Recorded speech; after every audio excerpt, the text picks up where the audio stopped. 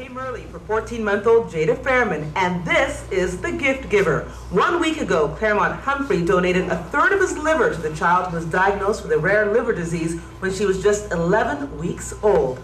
I heard that Jada may need a liver transplant or she wouldn't live. So I went to visit Jada, and the mother told me the whole story of the father trying, the grandfather trying, and two other people tried and didn't work out.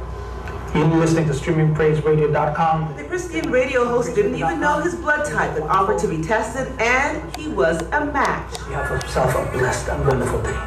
When I first decided this is what I wanted to do, I would say to anybody, God spoke to me and says, okay, this is what I want you to do. So, and you couldn't argue with God. You can't argue God. Thousands of men, women, and children anxiously await the call as they wait on organ donor lists. Well, thousands of them are waiting for a liver. Now, Jada is one of the lucky ones, but she's recuperating as we speak at the hospital for sick children. Liver transplant recipient George Marcello and founder of Step by Step, an organ donation charity, says live organ tissue transplants from unrelated people are rare. I'm in the opinion that nobody should be dying by not receiving an organ transplant. 7 days after surgery, Humphrey is on the mend. Tomorrow he will head to Queen's Park with his family to help raise awareness of the need for organ and tissue transplants. Andrea Case, CTV News. Ladies and gentlemen, Claremont Humphrey.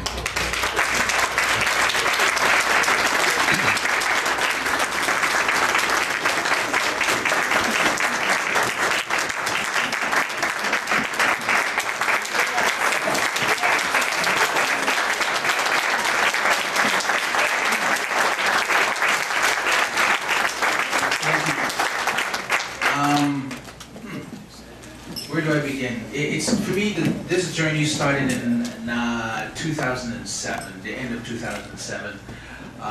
We were heading into the new year of 2008, and I basically said to God, I am tired of making resolutions.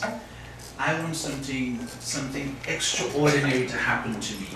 I want to know that you are the one. I don't want to hear that I was saved from an accident or I nearly drowned, and you say, Richard, would not happen because I'm not a swimmer, so and I would not go on a cruise. I don't want something like that. I want something extraordinary that I know is God. So 2008 came around, and a whole pile of stuff started happening. I'm thinking, is this it? Is this it? Is this it? And I got a call from Andy, and she says to me, what's your blood type? And my mind ran to the children in me. That's what's wrong with children. She says, nothing, never mind, forget about it. To tell you the truth, if she had asked me then anything to do with transplant, I probably would have said no. But see, God has his way of working things out when he wants to, how he wants to, and in purpose and in time. See, that year, just about around August 2008, I got a call from Trinidad from a person I've never spoken to or seen before in my life. And they listened to our internet radio station, and they said, I have a song for you that you need to listen to, you'll love it. And it's called, Lord, whatever you're doing in this season, please don't do it without me. I'm not going to sing it for you tonight, but basically that's the gist of the song. I fell in love with the song. The same morning I downloaded it, printed on my CD, printed on a CD, went into my car, and I played it all the way to church, all the way back home. I played it every single day. I was also planning on going to Trinidad that same year, September. Well, I think, to correct you, Melissa, it was August we met. It was August, because I was going to Trinidad. Actually, the beginning of September, I was going to Trinidad at the end of September. And in going to Trinidad, that too was a challenge because I didn't want to go. And basically, how I look at it is God was preparing me all this time to do what was supposed to be done. I went to Trinidad, I did what I had to do in terms of ministry, and I came back. And that's when actually before I go to Trinidad, that's when I saw Jada. And she was on my mind all the time, like, wow, you know, Lord, you gotta heal her, and I'm praying constantly for her. And I looked at her and I said, what a beautiful little girl. There's no way, God, you can take her life like that. You know, I mean, her life is hardly begun. And I said, I mean, didn't live that old, but at least somebody of my age you can take is cool. But her, she just started. I went to Trinidad, as I said, and I've seen some children down there, you know, and every time I see children, I would remember Jada, and I'd be praying that God would do something for her. I came back the end of September, and I went across, and I had a visit with Jada, and those beady little eyes just looked straight into me, and that was it. I was done. I was melted, you know, and I'm thinking to myself, I think I prayed with you then, didn't I? Yeah, so we prayed. And I'm walking over from Sick Kids back to Toronto General, and I'm saying to myself, Lord, are you going to heal her? And I clearly heard him in my mind, head, whatever you want to call it, are you ready to give up your life? So of course, I'm looking around and saying, who's speaking? This is unreal.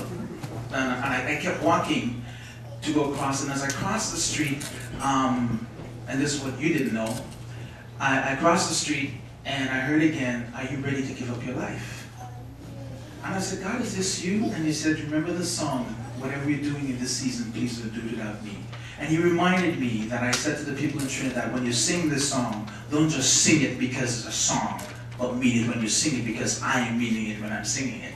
And he reminded me of that, and he says, you remember you said, whatever you're doing in this season, don't do it without you? I'm like, yeah, I need you now. I said, for what? You be the donor. I said, but I don't even know my blood type.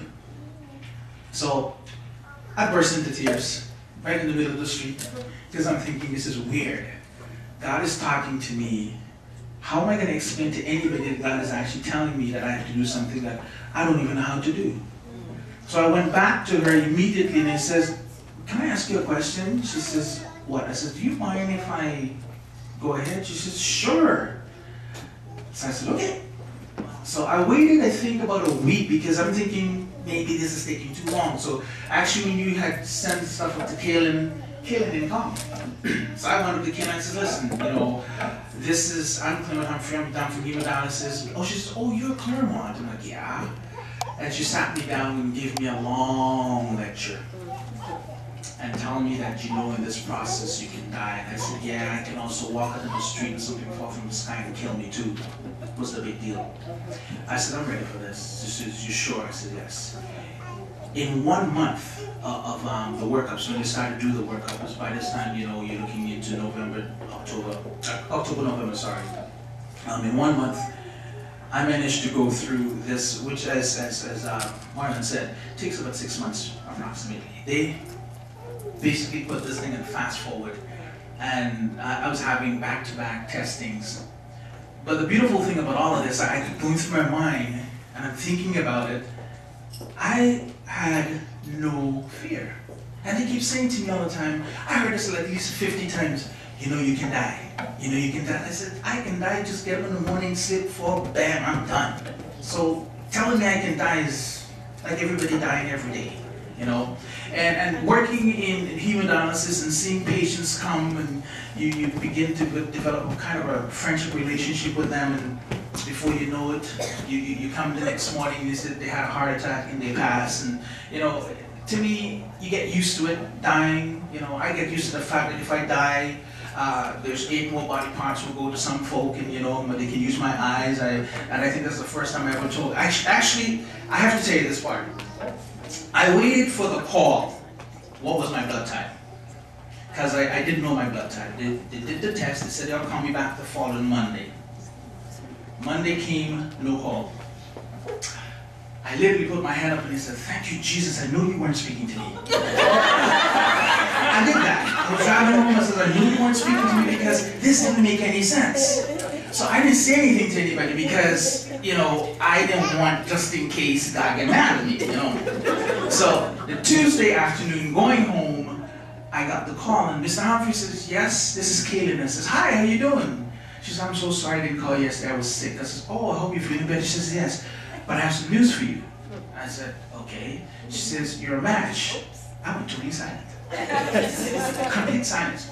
She says, are you there? I'm like, yes, I am. She says, if you don't want to, so no, that's quite okay. I just have to register something in my